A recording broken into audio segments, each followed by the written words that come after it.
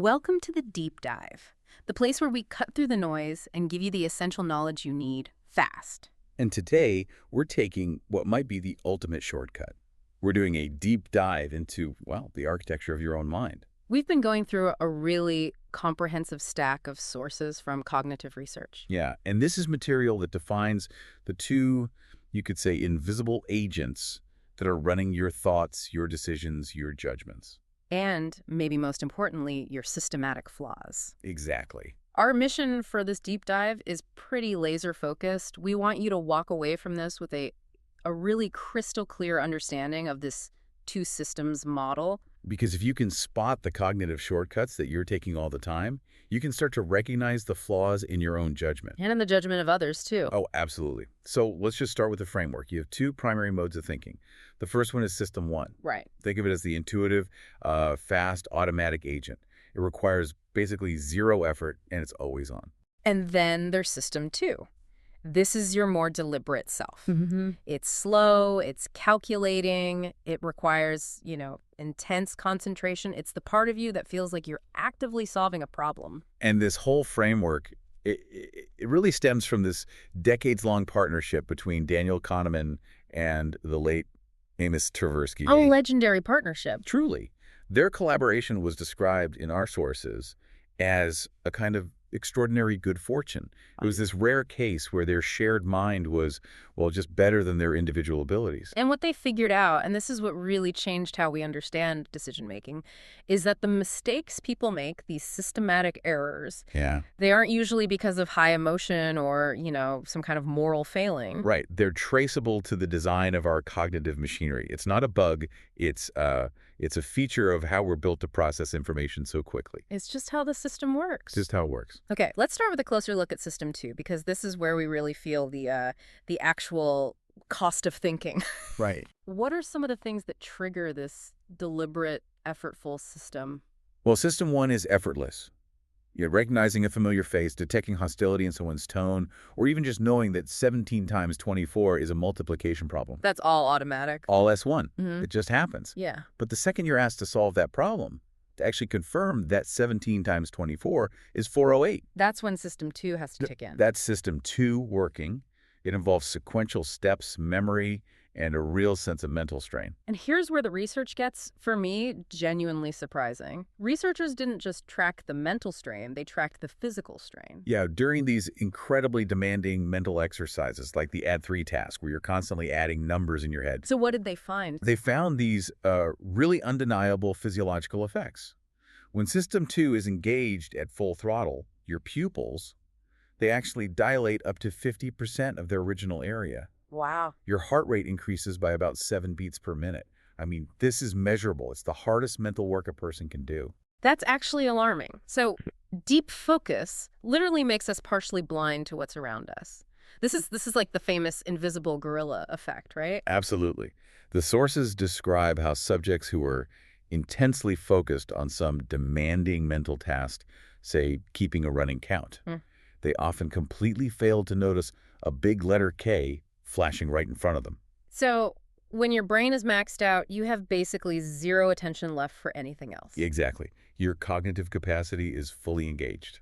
So, given how expensive and demanding System 2 is, it makes sense that we try to avoid using it. That's it. Our mental life is governed by what they call the law of least effort. System 2 is lazy. Fundamentally lazy. It's Right. always looking for the minimum amount of effort to get the job done.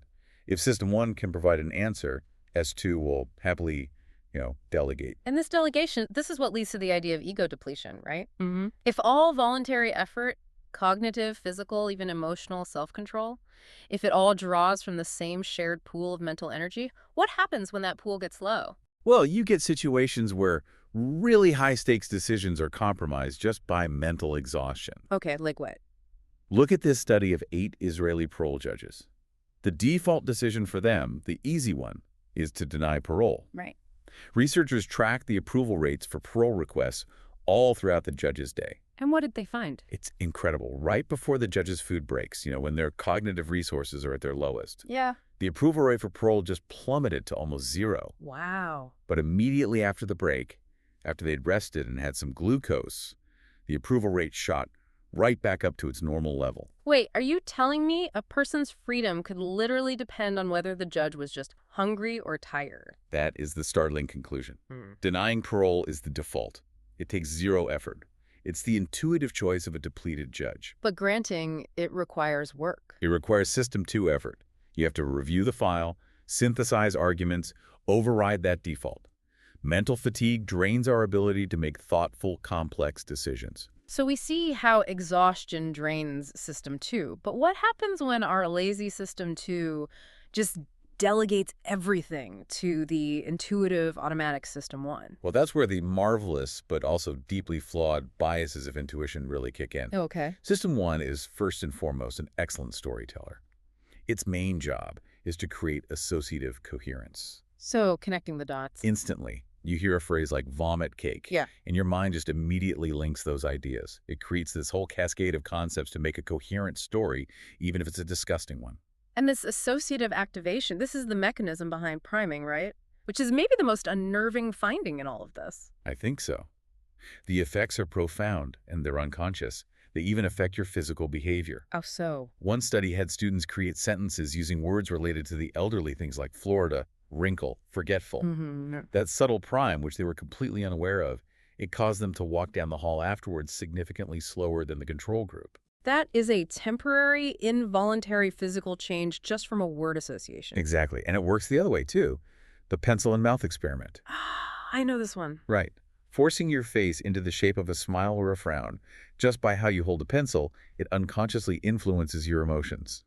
People rated cartoons as funnier or less funny based on it. My favorite example from the sources has to be the money primes. Oh, yeah. You see a screensaver of dollar bills, and you suddenly become less generous and Yeah. more isolated. Yes, exposure to money concepts, even passively, made people measurably more independent and more selfish. So how did they measure that? An experimenter would accidentally drop a bunch of pencils. The money prime subjects picked up fewer of them. And when they were setting up chairs for a talk with a stranger, they chose to sit much farther away. How much farther? About 38 centimeters farther. 118 centimeters versus 80. The money prime just activated this idea of self-reliance and, I guess, emotional distance. It just makes you realize how easily our environment can manipulate us without us ever knowing. And this brings us to the illusion of cognitive ease. Because System 1 prioritizes speed. Anything that's easy to process, clear text, repetition, even just being in a good mood, Right. gets automatically translated into a feeling that the information is familiar, true, good, or effortless. So if something is easy to read, System 1 just assumes it's true. That's the ultimate trick for propagandists. It is. The sources show that to make an aphorism seem more profound, you just need to make it rhyme. Really? Woes unite foes is judged as more insightful than the exact same idea phrased as woes unite enemies. That's incredible. Printing messages in bright, clear colors like blue or red also makes them more likely to be believed. And on the flip side, using overly complex language actually hurts your credibility. It does, because System 1 struggles with the effort, and it translates that difficulty into a judgment that the source is, less intelligent or trustworthy. So how does this fast-acting story-building System 1 handle actual complexity when it faces a really hard question? It doesn't solve it. It uses a heuristic, a simple shortcut. It substitutes an easier question in its place. So instead of, how much should I invest in this new tech? It asks, how exciting does this new tech feel right now? And this systematic substitution is what creates the biases. Precisely. Let's look at one of those. Anchoring. Okay. Anchoring is when you start from some initial number. It can even be a totally arbitrary one, and you fail to adjust away from it enough. So if I ask you to estimate the price of a German luxury car, And I show you a really high anchor number first, your estimate will be significantly higher. That number selectively activated concepts of luxury brands like Mercedes or BMW. It biased your whole framework. then you have the availability heuristic. We judge how frequent something is just by how easily examples come to mind. Right, which is why we catastrophically overestimate the risk of things that are vividly reported, like plane crashes or strokes. Compared to less dramatic but statistically more common causes of death like diabetes or asthma. The media feeds System 1 with these easy, visceral examples, and it just completely skews our perception of risk. And the thing underpinning all of this is what Kahneman calls WISA, What you see is all there is. which explains our, let's be honest, often shocking overconfidence. It does. System 1 is brilliant at creating the single best, most coherent story possible from whatever ideas it has active at the moment. And it ignores everything else. It radically suppresses doubt and any missing information. That feeling of coherence, that's what gives us that immediate, effortless, and often really dangerous feeling of certainty. These cognitive biases get particularly damaging when we get into statistics, which, let's face it, System 1 is just not built to handle. Not at all. Let's talk about the failure of base rate logic, the representativeness bias. Okay, consider the Tom W. example. You're given a personality sketch. Tom is meek, tidy, has a passion for detail. Okay. System 1 immediately matches that description to a stereotype. Computer scientist. Right, he sounds like a computer scientist. But people completely ignore the dry statistical fact that there are, say, 10 times more students in social work or humanities than in computer science. So the vivid story just trumps the boring statistics. Every time. The representative story always wins. This sounds almost identical to the infamous Linda problem. It's the exact same logical failure. Oh. Students were told Linda was articulate and cared about social justice. Mm-hmm. And 85 to 90% of them chose the option that Linda is a feminist bank teller over the logically more probable option that Linda is simply a bank teller. Because it just felt more representative of the description. It felt more plausible, even though the probability of two conditions being true can never be greater than the probability of just one of them being true. And this connects directly to how we look backwards, how we create the narrative fallacy and hindsight bias. We build these beautiful, simple stories about the past. And in those stories, we always exaggerate the role of skill and talent and foresight. While totally minimizing the role of pure luck. I mean, think of the simplified story of a company like Google. Right. It seems inevitable in hindsight. But a real history would show hundreds of close calls, wrong turns, moments of just sheer luck. But once they succeed, the halo effect kicks in. We assume the CEO is a genius because the firm succeeded. We ignore that their decision-making might have been identical to someone whose company failed just due to bad luck. So the outcome rewrites the story of the decisions. Precisely. And this leads to another really counterintuitive statistical fact: regression to the mean. Okay. When we see an extreme outcome, a basketball player scores 50 points, a stock has an amazing quarter. Our intuition wants to predict another equally extreme outcome next time. But statistically, that extreme outcome probably had a big luck component that's not going to repeat. Exactly. So a rational prediction should always be moderated back toward the average. But our intuition hates that. It hates it. System 1 uses what's called intensity matching. It matches the intensity of the evidence, an amazing day 1 score, with the intensity of the prediction, an amazing day 2 score. It just rejects the moderation that statistics demands. Okay, finally, let's wrap up the flaws with a huge one. Prospect theory. This one really challenged the whole rational model of economics. It shows that people evaluate outcomes not based on their total wealth, but on psychological gains and losses relative to some reference point. And the key finding is loss aversion. Losses are felt much, much more strongly than equivalent gains. The psychological pain of losing $100 is way greater than the joy of gaining $100. Which is why people get so risk-averse when it comes to securing a gain, but become risk-seeking to avoid a loss. Exactly. And the classic demonstration of this is the framing effect in our little mental accounts. Yeah, the financial reality can be identical, but if you frame the mental account differently, the decision just flips completely. Give us the example. Okay, imagine you lose a $10 theater ticket versus losing $10 in cash on your way to the theater. Most people who lose the ticket will not buy a replacement because the price of the play charged to their theater mental account has now doubled. It feels too expensive. But if they just lose $10 cash, They almost always buy the ticket because that $10 is charged to their general revenue account. It's a small, insignificant loss.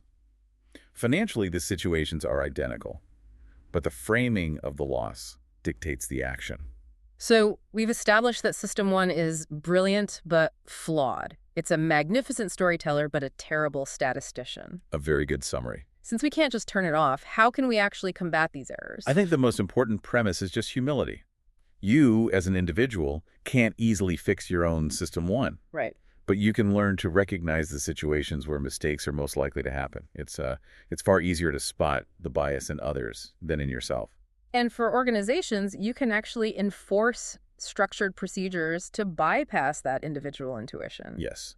If a team is facing the planning fallacy. Uh-huh. That unrealistically optimistic forecast that ignores all historical data. We'll get it done in 2 years for sure. Exactly. You need to bring in the outside view. Okay, what's that? The outside view demands that you consciously set aside all the specific special details of your own project. That's the inside view. And you just consult the statistics of a similar reference class. So you ask, how often do projects like this fail? How long do they really take? Yes. Your best case 2-year prediction has to be anchored by the objective reality of, say, a 7-year base rate for similar projects. And our sources recommend another really powerful strategy for getting around groupthink and overconfidence. It's called the pre-mortem. The pre-mortem, developed by Gary Klein, is brilliant. It works like this. Before a decision is finalized, you get the team together and you announce the plan was implemented, and a year from now, it was a catastrophic failure. So you assume failure from the start. You assume it, and then everyone has to write a brief history of why it failed. That sounds dark, but I can see how it would be effective. It's so effective because it directly counters the coherence and optimism of System 1. It temporarily liberates everyone's imagination to think about all the potential unknowns and failure points that the team's collective desire for success would normally just suppress. I think the biggest takeaway from all of this is just the realization that so many of our cognitive challenges are just unavoidable side effects of a system that's built for speed, if not for accuracy. We're all prone to these biases. It's the human condition. Right. But let's leave you with maybe the deepest philosophical challenge presented in this body of work. And that's the conflict between the two selves that exist inside you. The experiencing self versus the remembering self. Exactly. So the experiencing self is the one living in the moment. It's the one enduring pain or savoring joy. For that self, 2 minutes of pain is objectively twice as bad as 1 minute of pain. But the remembering self is the part that keeps score. It's our inner historian, and it dictates our future choices. And crucially, the remembering self is ruled by the peak end rule. It pretty much ignores how long an experience lasted. It judges it almost entirely based on the most intense moment, the peak, and how it ended. The famous cold hand study showed really the tyranny of this. It did. Participants had 2 painful trials in ice water. The longer trial was objectively more painful. Your time in the freezing water. But it ended slightly less painfully than the short trial. And when they were asked which trial they would choose to repeat, They chose the longer one. they chose the longer, more painful experience because its final moments left a better memory. The conflict is just profound. Yeah. Because the remembering self is the one making decisions for your future self. We often make choices designed to maximize the quality of our future memories, our stories, even if that choice means exposing our experiencing self to more suffering in the actual moment. So as you go about the rest of your day, look at your choices. Are you maximizing the quality of your actual lived experience, or are you just prioritizing the story that your remembering self is going to tell about your life? It's a conflict that's built right into the architecture of your mind. We'll see you next time on The Deep Dive.